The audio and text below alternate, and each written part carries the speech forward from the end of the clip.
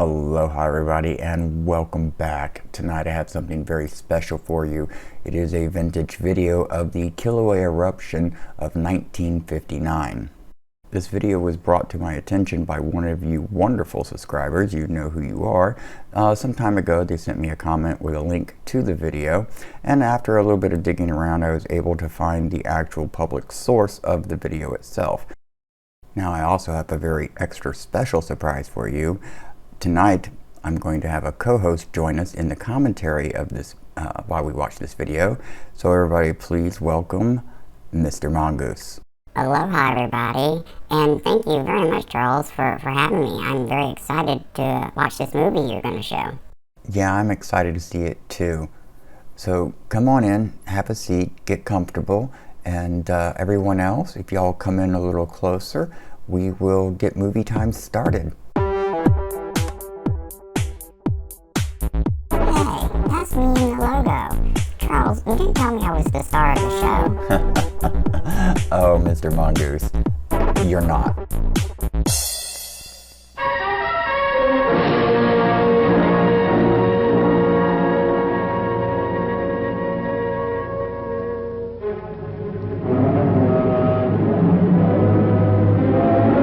Wow, this happened way before I was born. Yeah, it was for me too.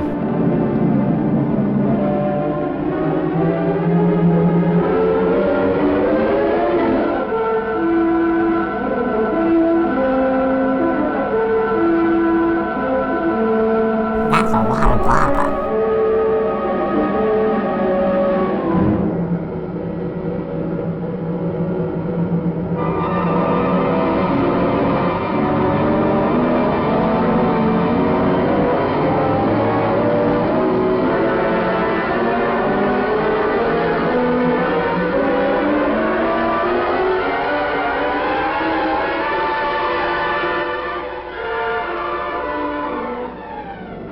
The island of Hawaii was built by 5 huge volcanoes, the highest of which towers almost 30,000 feet above the ocean floor.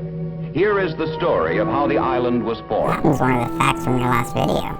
You must have watched it. Yes, I did. I even gave it a thumbs up. Kilauea is currently the most active and probably the youngest of the volcanoes. Many of its eruptions occur in its summit caldera, 4,000 feet above sea level. This eruption started in Kilauea Iki, a pit crater separated from the summit caldera by a narrow ledge. This is a hypothetical cross-section of Kilauea, showing what geologists have learned about its structure.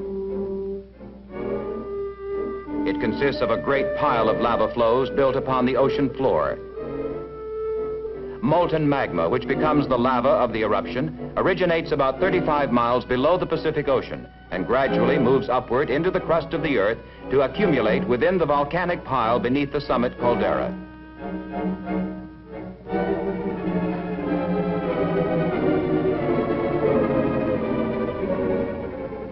In this greatly exaggerated sketch, we see how the pressure of this newly introduced magma inflates the summit area preceding the eruption.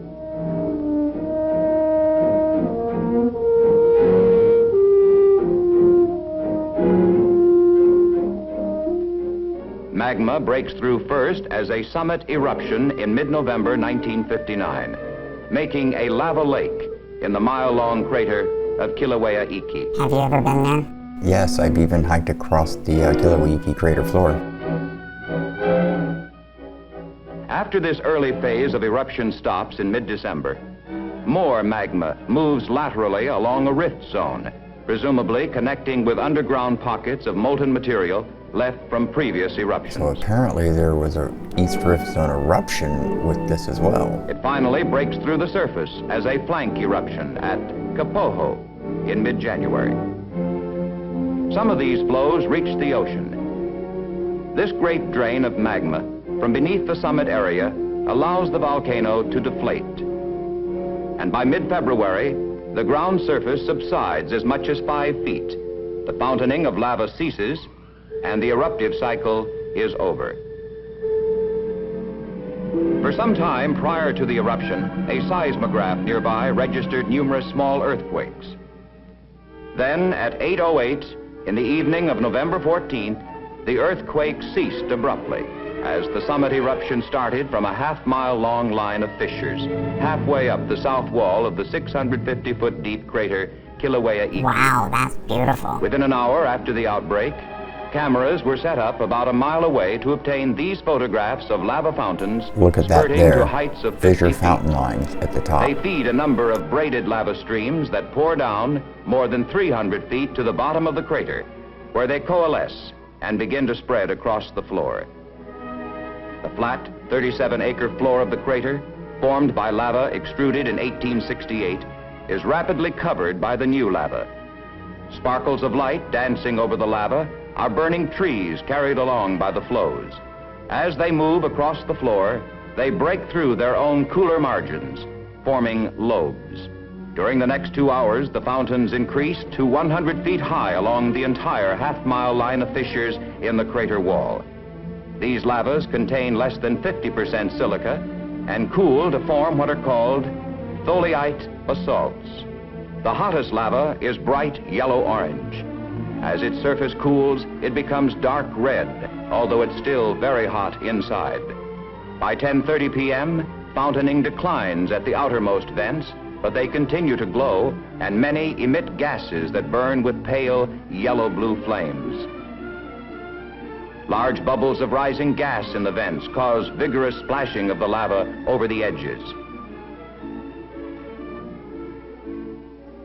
Before sunrise, the main fountain is 100 feet high and looms above trees that have been stripped by heavy masses of lava spatter falling through them. Hey Charles, I saw lava fountain activity like that in Leilani Estates during the eruption. So did I, Mr. Mongoose, and everyone else here. At sunrise, only 2 fountains remain. Lava from them flows down the narrow trough in the west end of the crater, cascades over a steep bank, and on into the deeper part of the crater to the left. The main fountain builds itself a small spatter rampart. Look at that lava stream coming out of the bottom of the cone. Still later in the morning, the lava lake has spread to the forested slopes. During the extrusion of lava, seismographs in the vicinity record an unusual type of motion of the ground called harmonic tremor. Harmonic tremor. I'm going to have to look that up. Scientists of the Geological Survey's Hawaiian Volcano Observatory prepare to collect gas and lava samples at the base of the fountain, now only 200 feet away. Sulfur dioxide fumes and intense heat radiation make such sampling difficult, but these samples aid in interpreting the origin of the magma and the mechanism of the eruption. They may help also in understanding the origin of the atmosphere in the oceans, as vast quantities of such gases have been given off by countless volcanoes over the long span of geologic time. And they thought we were crazy with how close we were getting. Lava rivers flow down the steep slope, with one on the right flowing along the former Kilauea Iki trail.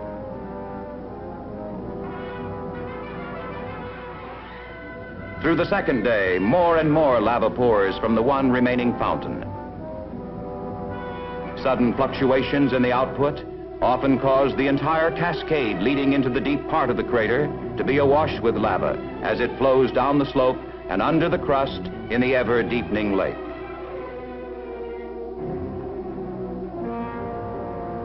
On a fairly steep slope, the lava forms vigorous rapids over irregularities in the channel, breaking apart floating pieces of cooler crust.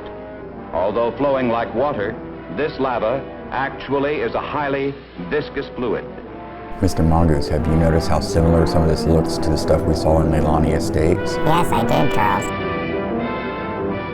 Here, the lava plunges over a steep cliff, forming a lava falls.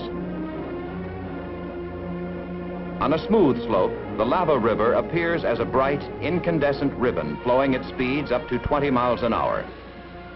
The flow is fastest in narrow channels, where the channel widens, pooling of lava occurs. That looks like the lava river in Leilani. The river of lava winds down the valley through natural levees of its own making. It splits and recombines around barriers, much like water in braided river courses. As the stream pours into the rising lava lake, it flows under the chilled but still flexible crust, floating it upwards. We saw that happen in Leilani Estates also. The fountain continued through the night, sometimes suddenly showering new portions of the crater slopes. Through the first 6 days of activity, the fountain has continued to grow to more than 10 times the height of Niagara Falls. It forms very strong air currents and more pumice and cinder, which the prevailing trade winds blow to the lee of the vent, building up a large pumice and cinder cone on the crater rim.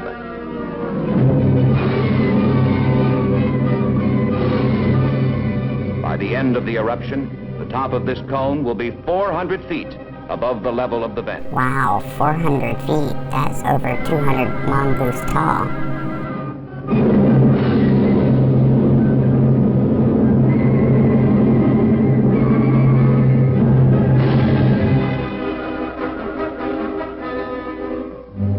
Viewed from the southwest during a temporary lull, the cone obscures the eruption, and only fume clouds can be seen in the background. It's really amazing how similar that looks to the Fissure 8 landscape. Seen from the air at late sunset, the massive orange 800-foot fountain sends hundreds of thousands of cubic yards of lava per hour into the rapidly filling lake. Here, just prior to the end of the first phase of the Kilauea Iki eruption, the fountain shoots 1,000 feet above the surface of the lake. Although this appears to be an exceedingly violent eruption, geologists actually consider Kilauea to be one of the least violent active volcanoes on Earth, and hence most suitable for close study. Obstructions in the vent may suddenly divert the jet, causing devastation of large areas surrounding it. This looks like one of those water features you'd find in front of a big hotel in the pond or something. The week-long first phase ended abruptly when the level of the lava in the lake reached the vent, and about 40 million cubic yards of lava filled the 140-acre lake to a depth of 335 feet. Following a 4-day period of quiet, fountaining resumed from a slightly higher elevation in the former vent area. Some of the 16 subsequent eruptive phases, which ranged in duration from 2 to 32 hours, started very abruptly. The fountain in this phase rose from 0 to 700 feet in a few seconds. Watch this, Mr. Mongoose. This is amazing.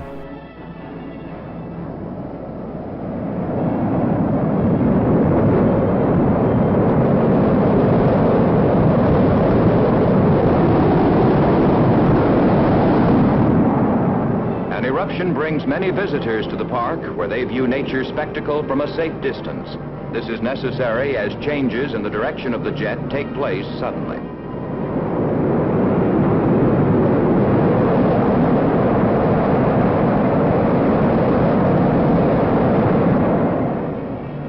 Here the lake has covered the vent, and cooler material is carried as high as 1,200 feet. Many of the 17 phases of this eruption started with a massive bubbling in the lake over the vent. This spasmodic, geyser-like sequence of eruptions, separated by periods of quiescence and backflow, had never before been observed in Hawaii. After massive boiling and bubbling in the vent area, the activity would gradually increase to form a strong fountain playing hour after hour. Although this appears to be shown here in slow motion, it is not. The lava is actually falling hundreds of feet directly into the fluid lava lake at the base of the fountain. This fallout and disturbances at the vent form waves that spread out over the lake surface. Thin jets of lava rise up 30 feet above the surface as heavy fluid masses of spatter the size of bathtubs hit the lake. It looks like it's raining lava. In this particular case, yeah, it kind of is.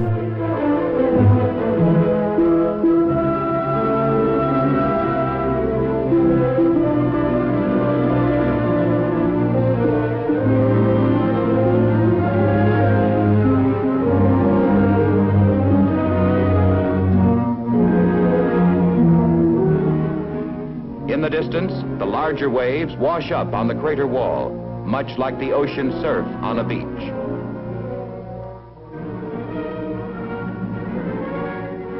A brilliant 500-foot fountain with temperatures up to 1,200 degrees centigrade reflects from the glassy surface of the 400-foot deep lake. I actually hiked across that area a few years ago and was actually able to get up close and personal to the vent. The fountaining action is caused by the effervescence of dissolved gases in the lava, released when it approaches the surface. This fountain is spurting from 1 to 2 million cubic yards of lava per hour.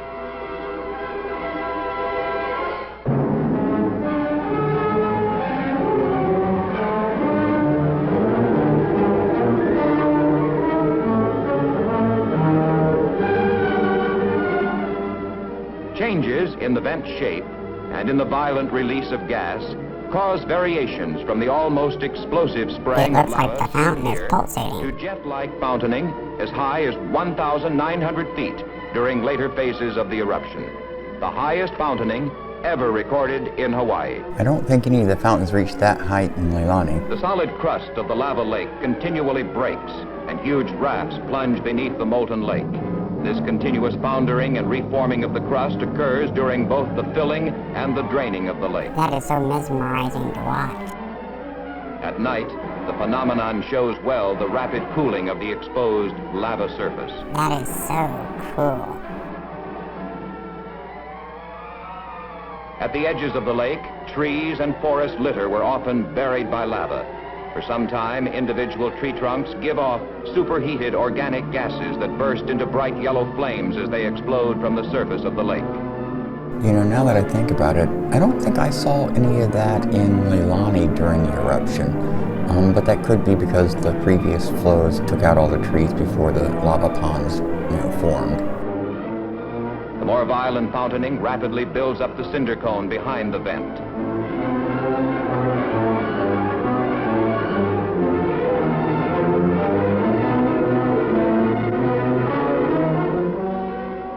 From 2 miles away at the Hawaiian Volcano Observatory, a large steam and fume cloud is seen forming from the fountain. All of the eruptive phases ended abruptly, with the lake level above the vent.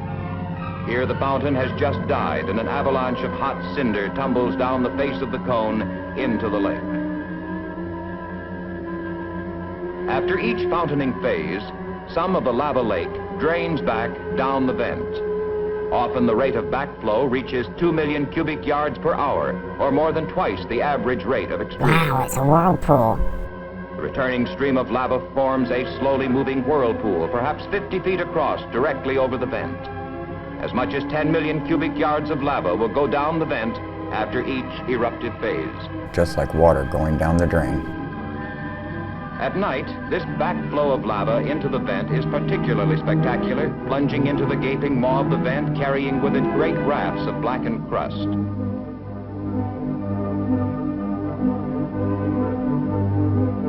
Large slides tumble down the face of the pumice cone, exposing its incandescent interior. These too are carried down by the lava, flowing back into the vent, presumably to be melted again. Immediately after the eruption ceased on December 19th, a yellowish-white cap was formed by acid gases from the hot interior. The tremendous fountains produced great quantities of pumice that fell in a blanket extending many miles downwind. Only a lonely, rather macabre road sign and the stark skeletons of trees remain in the devastated area behind the cone. I wonder if that's the area known as Devastation Trail in Volcanoes National Park. The lava lake will take many years to cool. Although nearly 50 million cubic yards of lava lay in this lake, the summit of Kilauea continued to swell until early January 1960, when magma evidently moved into the east rift zone of the volcano as earthquakes began to emanate from an area about 24 miles east of the summit. The precise location was determined by means of this portable truck-mounted seismograph. Look at that there, top right corner, a sign that reads Kalapana, that way. Unlike Kilauea Iki, this is a populated area with farming villages and fairly intensive cultivation. By January 13, the earthquake activity shifted further east along the rift zone, and a half-mile wide strip of land through the village of Kapoho slowly began to subside. The village was quickly evacuated, and by mid-afternoon, the maximum subsidence of the strip, or graben, was about 4 feet. Here, the fault scarp along the south side of the graben can be seen extending through the village. I saw this happen all over Leilani while I was out watching.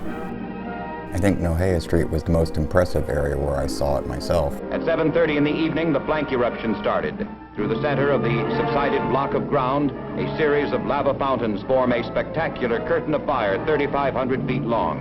Lava fountains up to 100 feet high play along the entire rift for almost 4 hours in an area about 60 feet above sea level and only 2 miles from the ocean. So Charles, what we're seeing here is happening in the lower East Drift Zone, right? Yes, that is correct, Mr. Mongoose. A rather fluid lava flow advances rapidly through a sugarcane field north of the village. As the flow moves forward, pieces of the cool crust break and slide down the front to be overridden by the fluid interior. That's Pahoehoe lava, isn't it? Yes.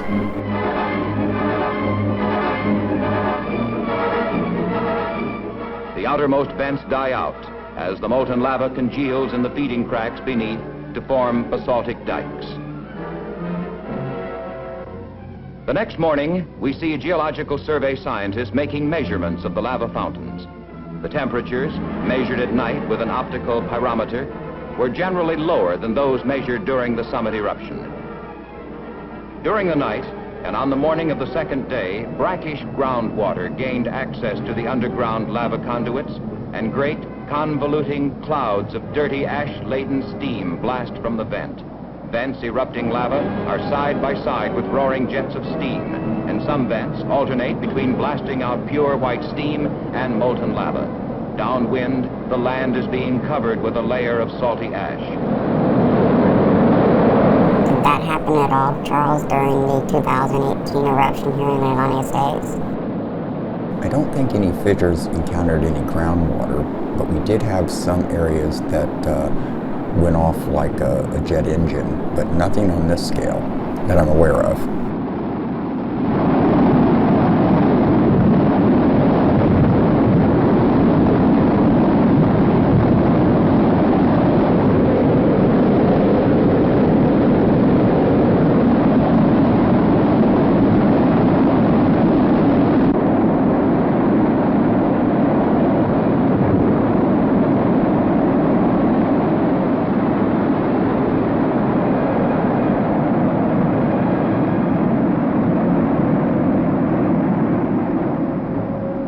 From the air, the steam blasts present a spectacular display. The river of lava, here 300 feet wide, pours from the erupting vents and slowly flows down the graben toward the ocean 2 miles away.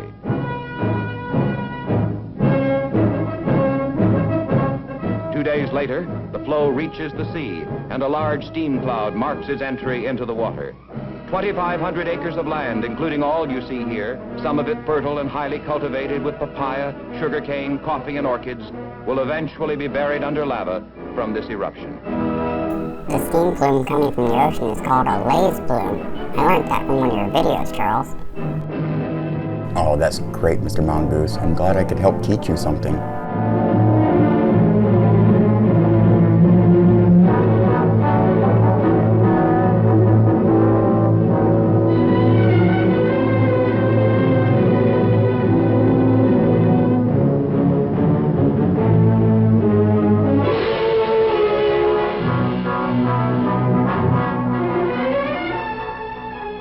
A curtain of steam hides the massive flow front as it pours into the ocean. Jets of black sand formed by the rapid disintegration of the hot lava in the cold water spew out of the steaming veil. Fragments of lava continually roll off the front of this blocky or lava flow as it builds up new land into the sea. Minor explosions send small projectiles into the air.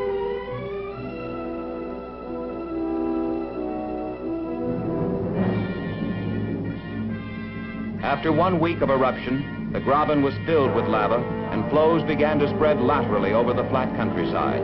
Here, an flow advances through a scrubby forest growth. These blocky flows are of the same chemical composition as the smooth or ropey-surfaced Pahoehoe flows, but differ from them in that they're more viscous and form a very slow-moving, pasty mass. When cool, much of this flow will consist of clinkery rubble rather than solid rock. This 15-foot flow pushes relentlessly through a papaya grove on the immediate outskirts of the village of Kapoho. The fountaining vent is in the background.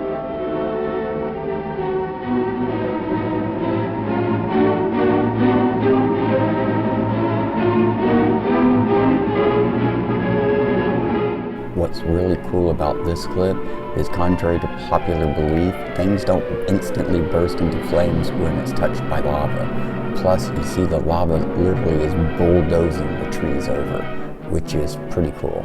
Near the vent, falling cinder and pumice have completely stripped the leaves from the papaya trees.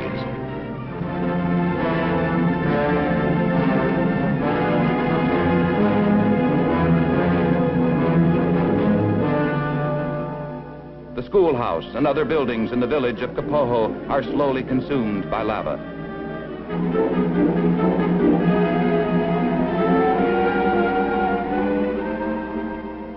The main lava river occasionally breaks through its natural levees. At dawn, a string of vents form orange fountains against a gray sky. During this eruption, there was deflation or subsidence at the summit of Kilauea, 30 miles to the west, about equal to the total volume of the lava extruded, indicating a close underground connection between the summit and flank. Other parts of the string eventually die, leaving only a single vent, feeding 7 million cubic yards of lava per day to the advancing flow fronts.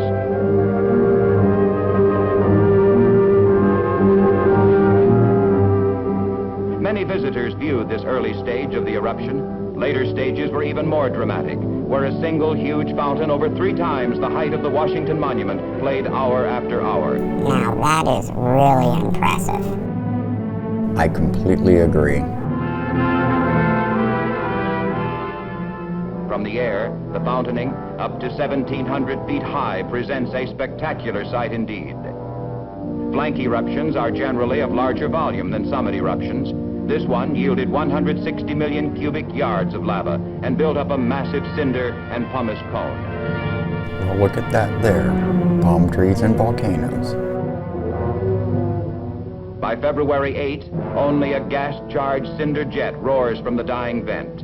And by February 18th, the eruption was over. Where formerly there were farms, now all is a barren waste, covered with tens or hundreds of feet of lava flows and volcanic debris. Some 500 acres of new land was made by the flows, added to Hawaii, where formerly there was only ocean. So the island got bigger in 1960. Yes, it did, Mr. Mongoose, but it's happened a few times since then as well. But the barren land is not lost. In a few hundred years, the rough lava flows will be covered with vegetation. And here, only 1 year after the eruption, we see a grove of weed-like papaya trees, planted as seeds 10 months ago in the new pumice.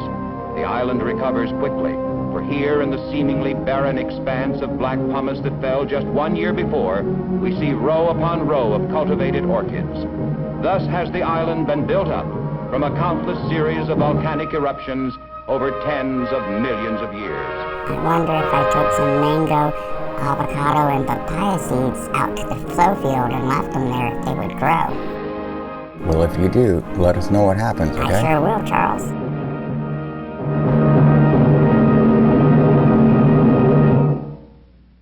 Well, that's what happened here in 1959 on the Big Island of Hawaii, Mr. Mongoose. So what do you think about it? This was really cool, Charles. Thank you so much for sharing it with me. I'm going to have to share this with all my friends and make sure they hit that like button, which is exactly what I'm going to do when I get back home and watch this again. Thank you, Mr. Mongoose. I do appreciate that.